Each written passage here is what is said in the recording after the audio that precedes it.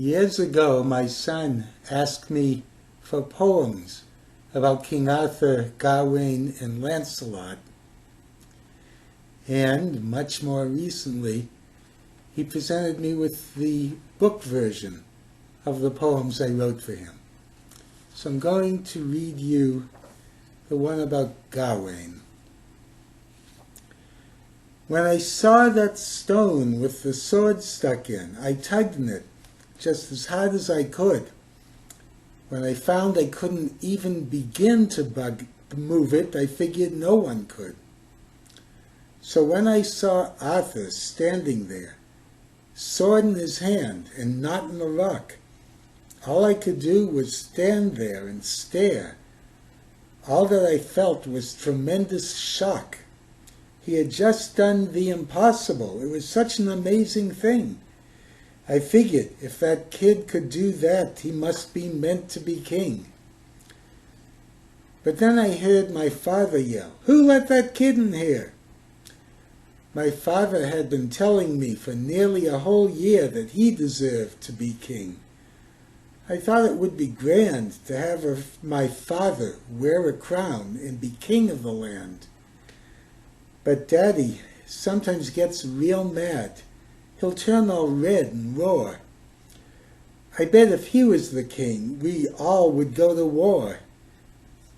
My father and a sorcerer were busy arguing whether Arthur did or didn't deserve to be king. When Arthur suddenly raised his sword and called out royally for everyone to kneel down and swear oaths loyally. Everyone began to kneel, and when he stood alone, my father also knelt and swore to uphold Arthur's throne. They had the coronation then, and a feast to complete the day. Everyone else went to the feast, but my father and I didn't stay. We mounted our horses and headed home, along with my father's guard. My father didn't say a word, but I could tell he was thinking hard. I should have known what was happening, because my father visited lots of other lords, and he ordered me and all of his knights to practice with our lances and swords. I should have known, because he watches our jousts shouting like never before, but I had no idea until today that my father is planning a war. He called to me at supper time. I hoped that he would say that he was proud that I had won all my practice fights today. But he told me that we are going to ride out in the morning and try to defeat Arthur's men before they get any warning. 1,000 knights will ride with us, and 5,000 men-at-arms, and we'll have amulets against Arthur's sorcerer's charms. He said, if we ride fast enough, we'll be there before they know that we are on the way, and then out Arthur will go. I'll get the crown once they have cut off Arthur's head. Then I'll be king, and of course y'all be king after I'm dead. We rode out this morning as soon as it was light. Our army on the road is a truly awesome sight. More knights than you can count are spread out in a line. You see pennants waving proudly and polished armor shine.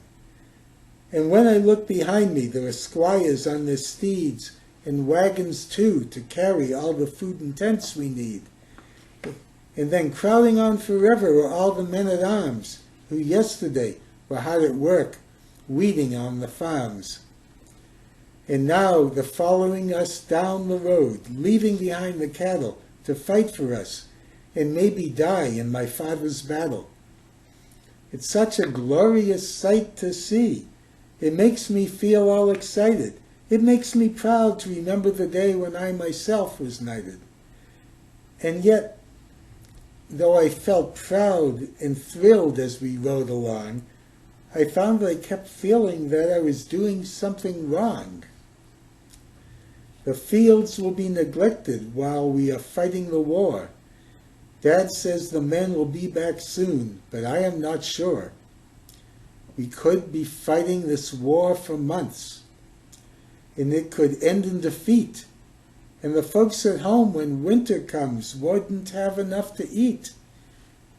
But even if we win real fast, seize the castle, and pull Arthur's flag down, it still means killing a lot of men, as well as stealing the crown. Stealing and killing just aren't right. But my father told me today, I'm glad you're here to take part in the fight. Now be sure to do what I say. I need you to lead all of the knights. Farewell, my boy, and be bold. One battle, well fought, will end that fight. Now run along and do as you're told. It sure would be exciting to be prince and then be king. But I'm not sure I want to be. I'm confused as anything. If Daddy says that he'll be king once we have had our fight, I suppose he is right about that, but I'm not sure it's right. Arthur pulled the sword, I know that's true, and I swore I'd be loyal. Breaking an oath and killing a king seems a bad way of becoming royal. I should not do it, and yet I have orders from my dad, and disobeying my pa and lord, isn't that just as bad? We started down the road this morning, when before our eyes we saw the proof that our advance was not going to be a surprise. Across a field we saw a glint of armor through the trees, and then we saw the flag of Arthur flapping in the breeze. And then a line of knights in armor, and Arthur rode before. An army followed after them, and they were ready for war. They sped out in their side of the field, and we sped out in ours. They looked to see how strong we were, and we tried to assess their powers. They wore many sorts of armor and tunics of various colors. With the pennants and plumes, they looked a lot like a field of wildflowers. The horses, too, were a colorful lot, decorated all sorts of ways. They tossed their heads and moved about with various whinnies and neighs. The knights had various weapons at hands, lances and swords, of course, but I saw maces and daggers and more, fastened to many a horse. And as the knights spread out in a line, I saw behind them, waiting in back, an army of thousands, waiting their time to follow the knights and attack. Those men would charge when the horses charged. They were armed with lances and knives. Our army would fight them, and they'd fight back, and they'd try to take each other's lives. But even though their army was big, well-armed, and ready for war, even though they had plenty of men, I could see that we had more. And their knights, spread out in a fearsome line as they sat in the stallions and mares, certainly looked determined and fine. But there were more of our knights than theirs. That meant that we would probably win. And when I thought of that, I knew that it was time for me to begin doing what I had to do. I left my place in the line of knights, kicked my horse to a galloping speed, and rode to my father, who was ready to fight, shouting orders from his steed.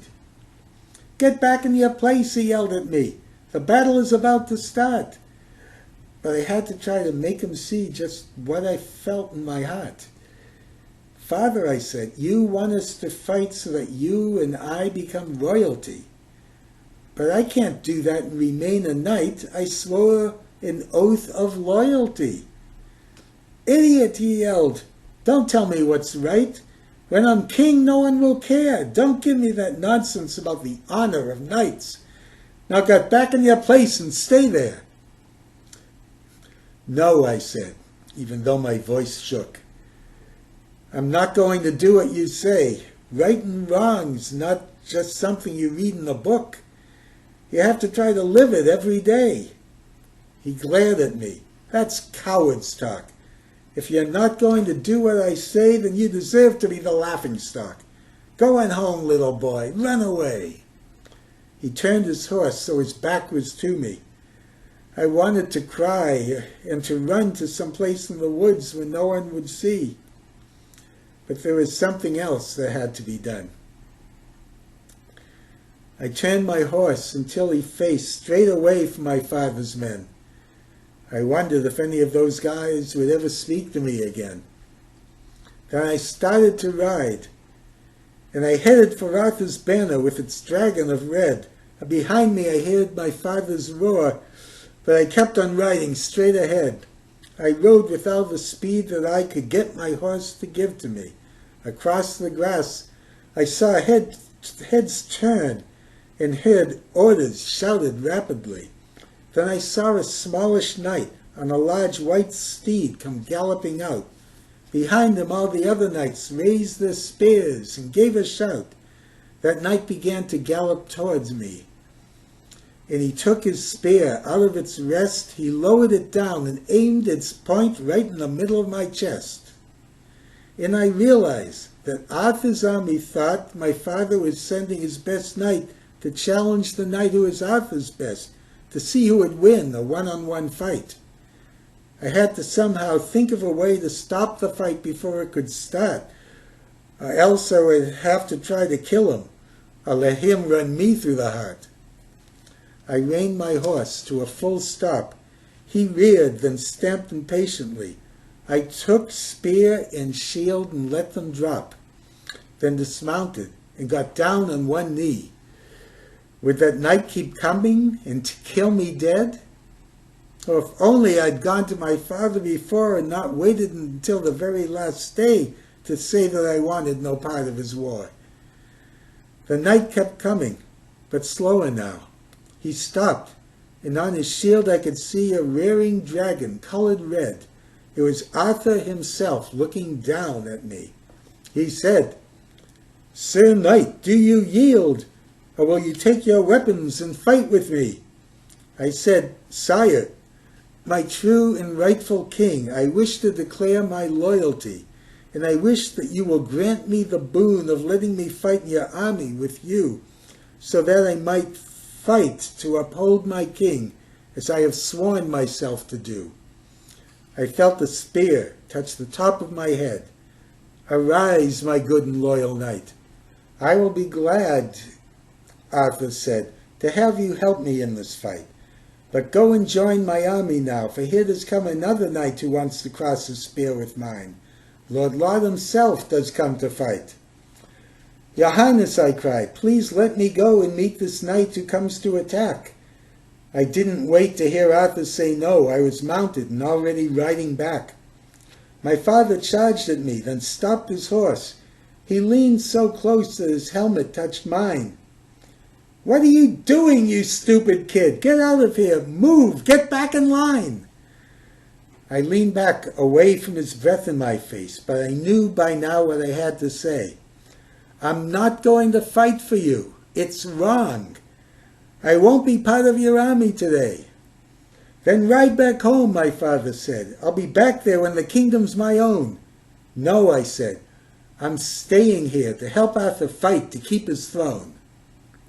My father leaned back with a start, then leaned forward again and hissed furiously. "Do you mean that you are willing to help someone else when he tries to kill me? And what about the throne, Gawain? I want it not just for myself, but for you. If I win and become the king, you'll be king someday too." "Father," I said, "I don't want you killed. I don't want you hurt or anything. But if you become king by killing Arthur, someone's sure to try to kill you when you're king. I swore an oath of loyalty to Arthur, and so did you. I'm willing to die to live up to my oath. Isn't that what you always said I should do?" My father grabbed his sword and pulled it out. I closed my eyes and thought, this is the end.